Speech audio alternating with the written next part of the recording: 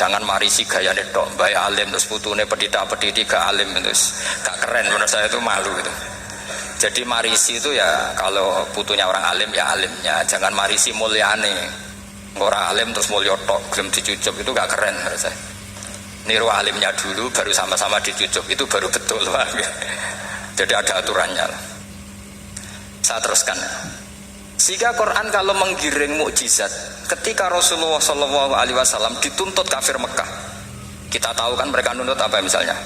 Lan nu'mina laka hatta tafjura lana minal ardi nabawayam bu'a au takuna laka jannatum min nakhili wa inabin fatufajjiral anharu khilalaha nabah tafsira au tusqitas samaa kama za'amta alaina kisafan au ta'tiya billahi wal malaikati qabila au yakuna laka baitum min sukhrufin au tarqa sama. Masih mereka bilang gini, walan nu'mina liruqiyika hatta tunzila alaina kitaban naqra'u. Mereka nuntut tuh, Muhammad saya percaya kamu Rasul, tapi syaratnya Mekah yang tandus sulat, jadi kota yang subur makmur, menjadi jannat subur makmur.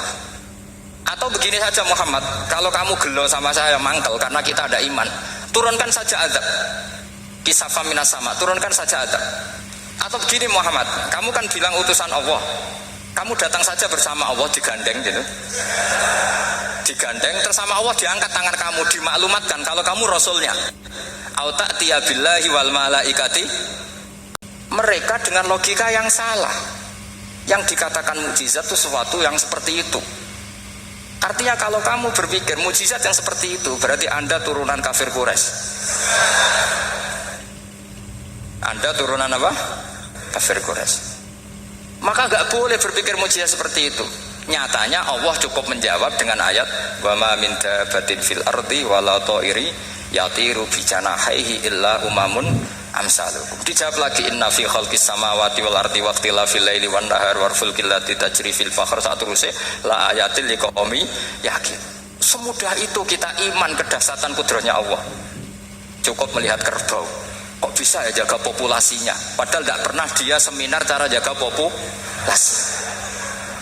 Nyatanya tetap terjaga. Tanpa lamaran ya bisa jaga keturunannya. Tanpa sesar ya anaknya lancar. Tanpa sesar kan? Artinya mereka bisa. Karena di sini ada kudratullah. Ada apa? Ada kudratullah. Nah, kalau iman seperti itu, Anda baru betul. Yaitu yang disebut Allah, ya tanazzalul amru bainahunna lita'lamu annallaha ala kulli syai'in qadir wa annallaha qad ahata bi kulli syai'in ilma. Semua urusan di alam raya ini hanya Allah ingin mempertontonkan bahwa saya kuasa. Jadi tidak perlu nunggu yang aneh-aneh. Sehingga andekan saya ketemu Nabi Musa dan ketemu Rasulullah Muhammad SAW, pasti saya milih Nabi Muhammad sebagai ketua.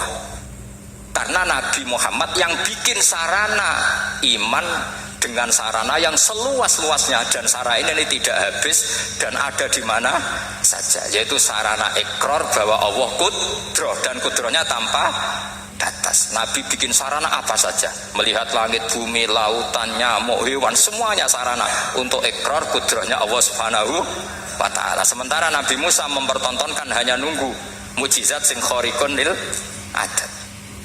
Paham ya? Makanya wajar kalau Nabi bergelar Afdolul Ambiya Sayyidul Awalin wal Akhir, karena memang lebih efektif cara menggiring supaya orang iman. Sekarang sudah tahu kenapa Nabi jadi Sayyidul Awalin wal Akhir? Sudah. Mungkin kemarin-kemarin tahu tapi gak tahu logikanya. Pokok iman. Selewat ke musola ngaji iman. Itu iman yang kurang betul itu, karena tanpa nadur. Itu namanya taklid yang statusnya mukhtalaf alaih, masih disidangkan di MK. Paham? Iman. Jadi iman taklid itu iman yang masih disidangkan oleh para ulama. Ada hakim yang bilang sah, ada hakim bilang tidak sah. Tanya anak-anak Qudsiyah. Imanul muqallid itu mukhtalaf alaih apa mujma' alaih? Mukhtalaf alaih. Kalau imanu ahli nadhar mujma' alaih. Insyaallah barokahnya ngaji ini semuanya min ahlin nadhar, apa? Min ahlin. Jangan amin sudah jadi, ini sudah jadi. Kalau amin kan masih berdoa, bisa makbul bisa enggak. Enggak boleh iman kok. Ayo iman kepada Allah dan Rasul, amin, enggak boleh. Sesuatu yang pasti enggak boleh diamini, itu kan jadi kacau nanti.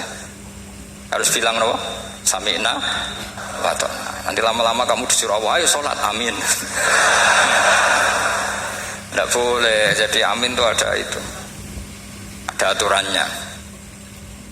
Tapi bukan berarti saya nyalahkan jenengan, enggak. Ya memang salah itu. Jadi kan, ya nggak usah disayang, memang statusnya salah. Ya saya ulang lagi ya. Berarti Rasulullah adalah Rasul yang sukses membuat sarana orang kembali ke Allah, mengakui kudrahnya Allah dengan sarana apa saja. Melihat rumput, melihat hewan, dan hewan itu ya apa saja. Gabah itu apa saja. Hewan yang melata di bumi apa saja. Semua bukti kudrahnya Allah. Bahkan Rasulullah sukses membiarkan umatnya gak ditunggui beliau tetap iman. Mergo ditunggui konsep sing super gini kok Al-Qur'anul Karim. Jelas ya? Tapi caranya memahami ya seperti yang saya terangkan ini. Ya saya baca lagi ya yang jadi annal mu'jizati pakai jama' muannas salim, annal mu'jizati al-madiyata, mukjizat-mukjizat yang sudah kelewat itu kanat khisyatan, bersifat fisik. Tusyahadu bil absor, hanya bisa dilihat dengan mata kepala. Karena qoti soleh wa aso Musa wa mu'jizatul Qur'ani tusyahadu bil basirah. Sementara mukjizatnya Quran disaksikan dengan mata hati, dan setiap orang punya mata hati. Fayakunu man yattabi'uhu li ajliya aksar. Li anna alladhi yushahadu bi ainir ra'si yang qoridu bin qiradi musyahidihi. Walladhi yushahadu bi ainil aqli batin yushahiduhu kullu man ja'a badal awal mustamirron. Sesuatu yang dilihat dengan mata kepala, setelah para saksi ini meninggal, maka setelahnya mencari-cari, bisa percaya, bisa enggak. Tapi mukjizat yang disaksikan mata hati, siapapun percaya dan sampai ila yaumil kiamat. Dan tentu Quran lebih unggul dalam hal ini.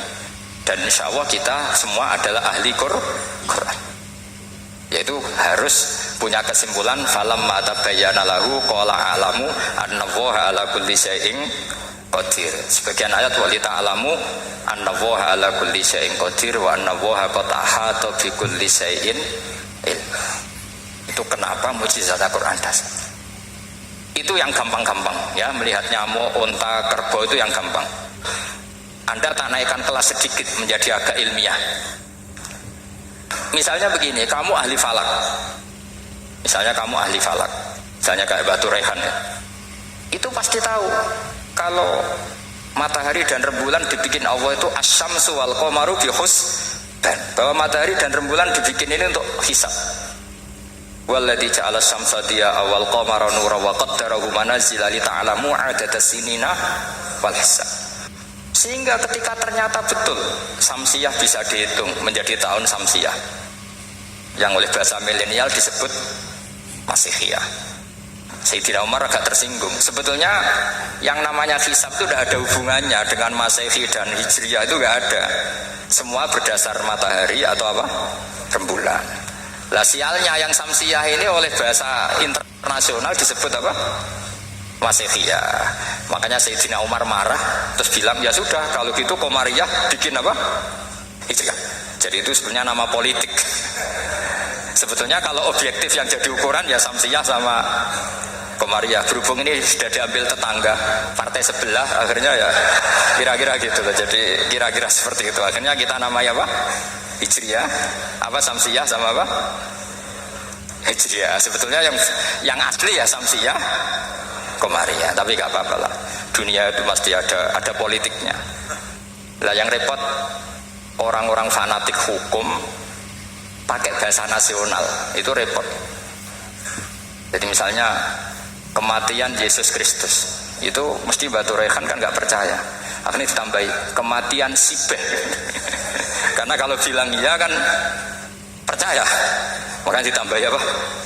Sibeh. Karena menurut orang Islam berkeyakinan Nabi Isa itu nggak terbunuh, maka ditambahi apa? Sibeh. Saya dulu pernah usul, karena beliau itu kalau manggil bahasa itu bude, jadi saya pernah sowan usul. Mau ditulis gini saja, Mbah. Kematian Yesus dalam kurung katanya. Tapi mungkin terlalu vulgar ya, jadi akhirnya dibikin apa? Sibeh ya? Di kalender Kudus kan apa? Sipeh ya, ditambahi sipeh. Ya nggak apa-apa lah, yang penting keyakinannya masih benar, jadi masih benar. Kalau usulan saya terlalu ekstrim, mas dikasih apa? Ya karena memang begitu kan, kita berkeyakinan Nabi Isa itu gak terbunuh. Wa ma qataluhu wa ma shalabuhu walakin syubbiha lahu. Jadi ini saya teruskan ya. Ini paling masih seperempat jam ini. Kalau kelamaan sampai dolim itu ganggu kiai lama-lama itu. Saya tadi sudah bilang sama panitia, orang Indonesia itu gak sopan. Kalau suka kiai itu didatangkan, itu agak masalah sebetulnya. Dalam etika itu masalah. Kalau seneng kiai ya sowan ngaji, jangan sowan di dalam, itu ganggu ya, sowan ngaji saja. Dulu Imam Malik itu anaknya raja itu, Imam Malik itu seangkatan dengan Harun ar-Rasyid. Makanya jangan berharap kalau saya gampang diundang. Bukan karena saya sombong, memang etikanya seperti itu.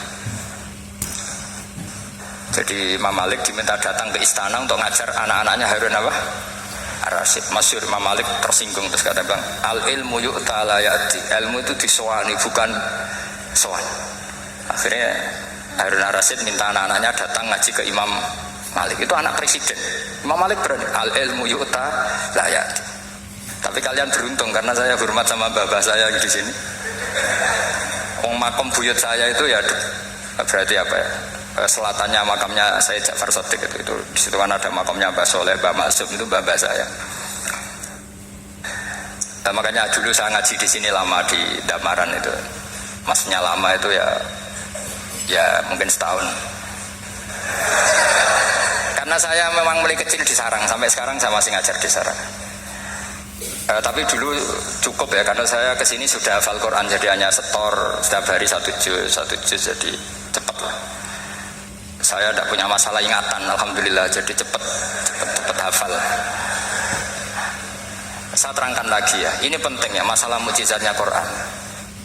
Selama ini orang tuh mau bilang kok mukjizatnya Quran itu dahsyat, tapi nggak bisa menerangkan, itu masalah.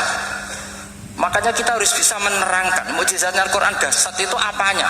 Itu tadi, tongkatnya Nabi Musa hanya disaksikan oleh orang yang di era itu. Toh tujuannya mukjizat adalah diakui kemudian orang menjadi iman. Lalu Rasulullah SAW beliau sudah intaqala ila rafiqil a'la. Tapi konsepnya Quran menjadikan orang yang nggak ditunggui beliau tetap iman ila yaumil kiamah. Itu yang maksud fa'arju an akuna aktsarahum tabi'an yaumal kiamah. Mukjizat saya cukup Quran kata Nabi, dan dengan mukjizat itu orang akan iman ila yaumil kiamah. Caranya seperti ini. Karena tadi sedasat-dasarnya mukjizat, tujuan utama orang terdikte supaya ikrar ngakui kudrohnya Allah. Lah ngono kok ngenteni tongkat sakti lah opo, cukup deloknya mau. Paham ya? Jelas ya? Alhamdulillah mau naik kelas ini sudah benar ini sudah benar. Terus kedua begini, kedasatan Quran lagi. Quran itu bisa merunut, mentartibkan logika. Bahkan logika ini logika yang universal, siapa saja. Karena pikiran mereka urusan banyak, problem banyak, ya Tuhannya harus banyak. Ada BPKB 3D kan, istri cerewet macam-macam lah itu kan, problemnya banyak, maka Tuhannya harus banyak. Karena Tuhan itu maknanya penyelesai masalah. Sehingga kalau masalahnya banyak, Tuhan harus banyak. Ketika Rasulullah membawa konsep satu Tuhan, mereka janggal.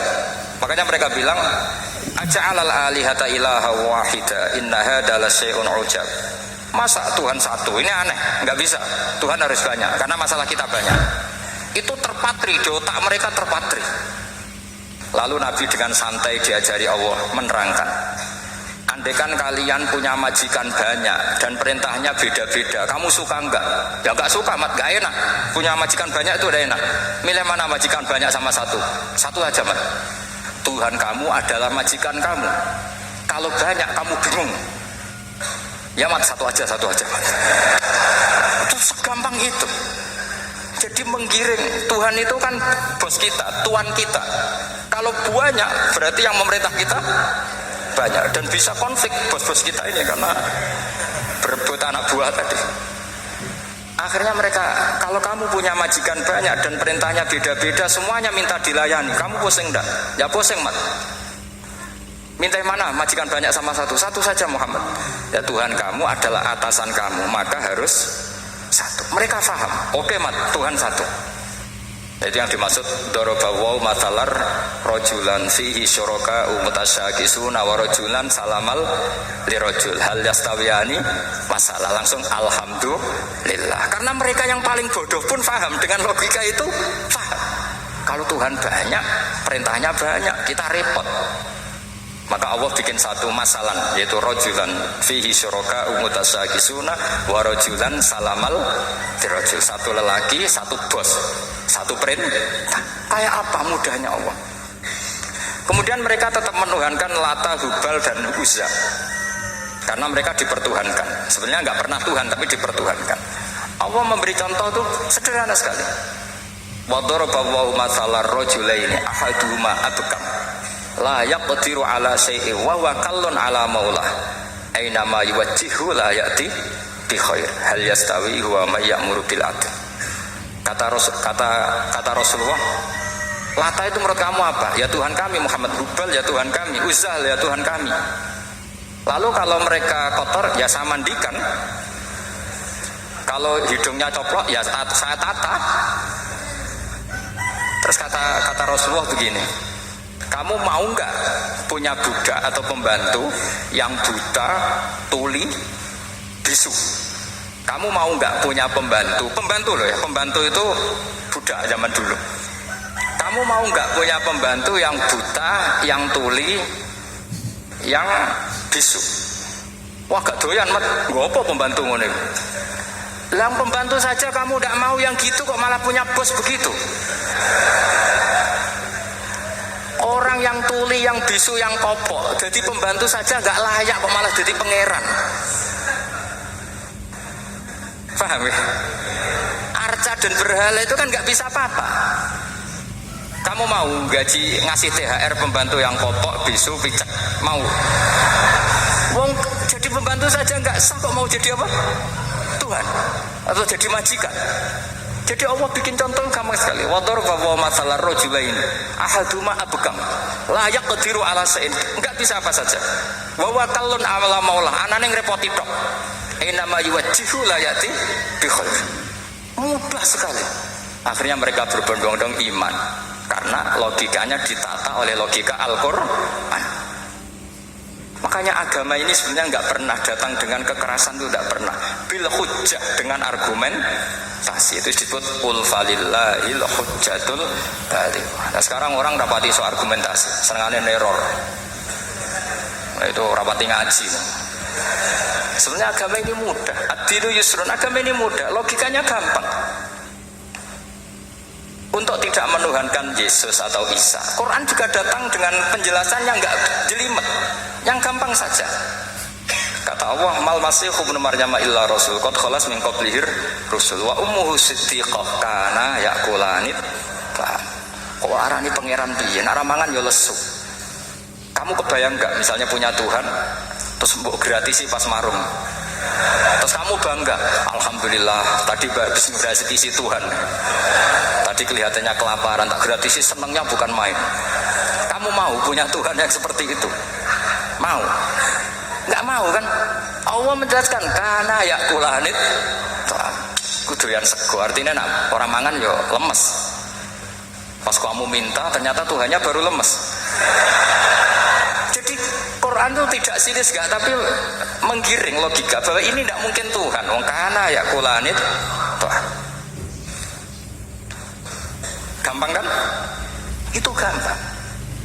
Gampang sekali, logika Quran itu gampang sekali. Dan masalahnya kita sekarang tidak mengkaji Quran yang sisi ini. Ya termasuk kritik kita ya, tapi ya sudahlah, ini dunia ya macam-macam. Ono sing ngaramno lomba, ono sing mendukung lomba, macam-macam. Saya tidak dalam posisi mendukung dan menolak. Saya 0-0, jadi tidak ke kanan tidak ke kiri dalam konteks tadi. karena ya sudahlah, itu sudah takdir, semuanya takdir.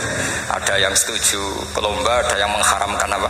Lomba. Tapi sebetulnya kalau kita berpikir Quran diturunkan ya untuk yang saya terangkan ini, menjaga logika agama al-hujjah al-balighah ila yaumil kiamah. Karena kita tidak perlu tongkat lagi Nabi Musa, nggak perlu ontanya Nabi Soleh, cukup dikawal aturan-aturan iman yang cukup mudah dan kita temukan di mana saja ayat-ayat itu, yaitu wa ma min dabatin fil ardi wala ta'iri yatiru bi janahihi illa umamun amsalukum, atau inna fi khalqis samawati wal ardi, dan seterusnya.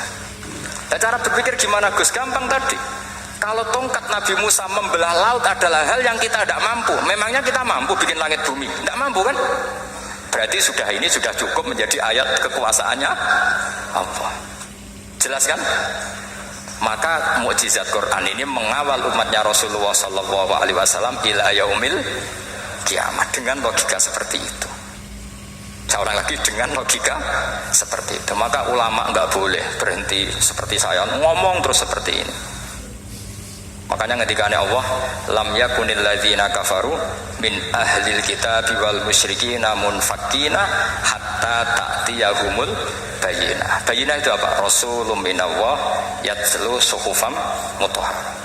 Orang kafir semuanya, kata Allah, baik berkategori kafir musyrik maupun kafir ahli kitab, itu tidak akan tercerabut dari akar kesalahan mereka, dari cara berpikir mereka, hatta ta'tiyahumul bayyinah, sehingga datang satu kejelasan yang jelas welo-welo. Itu apa? Rasulun minallah yatlu suhufam mutahharah, yaitu rasulnya Allah yang membaca sahifah-sahifah suci, manane Al-Qur'an. Untuk menafikan ketuhanan berhala, ketuhanan Yesus, kita cukup dengan konsep Quran. Kayak tadi kana ya kulanit, termasuk untuk menafikan Tuhan balita, paham ya? Tuhan apa? Fir'aun. Ini contoh terakhir, sampai siap-siap saja selesai. Karena saya memang mau selesai ini, bukan guyon, memang mau selesai. Karena menurut saya mukjizatnya Quran itu jelas. Jadi diterangkan seperempat jam ya jelas, 10 menit ya jelas. Kalau kamu butuh lama, berarti kamu menyaksikan kejelasan Al-Quran. Dan itu kriminal besar. Kalau nggak boleh dibahasakan murtad besar, ya kriminal apa besar. Nggak guyon, betul itu. Saya tadi mau nyontohkan apa tadi? Tuhan balita ya. Fir'aun itu berdebat sama Nabi Musa. Singkat debat begini, kalau nggak salah di J19, kalau nggak salah di surat Syu'ara, dicari sendirilah. Pertama ditanya gini, Musa, kamu kesini ada apa? Ya bawa konsep Tuhan. Yang jelas itu tidak kamu ya. Lalu Tuhan kamu siapa? Rabbus samawati wal ardi, yang menuhani langit dan bumi. Si Fir'aun masih berkelit. Begini, soal yang di bumi, saya jalan-jalan kemana-mana, setahu saya yang jadi Tuhan saya. Ma'alim tulakum min ilahin apa? Ghairi, di mana-mana yang dituhankan saya. Soal kemungkinan di langit begini, tunggu saya. Terus di Haman dipanggil, ya Haman ibnili sarhal ali abluhul asbab as-samawati fa'attali'a ila ilahi Musa. Haman, bikinkan saya piramida yang tinggi. Saya mau lihat Tuhannya Musa, apa betul ada? Padahal andikan terjadi piramida kan Tuhan pun nggak bisa dilihat. Wong sampean yang wali saja tidak bisa melihat. Wali tadi yang sing disakeni Allah tadi itu aja nggak bisa melihat. Apalagi Fir'aun. Akhirnya Nabi Musa sadar bahwa logika itu tidak masuk ke Fir'aun, nggak masuk. Padahal ada pengawalnya banyak. Dan karena semua Nabi fatona, itu ibarat mobil ganti gigi. Ganti gigi, ganti argumentasi. Gini saja, yang menuhani leluhur kamu, mbah-mbah kamu, itu sontak kaget Fir'aun. Pengawalnya ya kaget. Oh iya, kalau Fir'aun ini Tuhan, mbah-mbahnya tanpa Tuhan. Kan Tuhannya datang terlambat. Berarti mbah-mbahnya dulu itu tanpa Tuhan, karena ini ada Tuhan balita itu tadi itu. Akhirnya hampir separuh, mungkin hampir semua pengawalnya Fir'aun itu iman semua. Meskipun yaktumu imana, ini yang diceritakan kan, wa qala rajulun mu'minun min ali fir'auna yaktumu imana. Karena runtuh semua logika Fir'aun sebagai Tuhan itu runtuh. Hanya dengan logika kalau kamu Tuhan, lalu babah kamu Tuhannya siapa?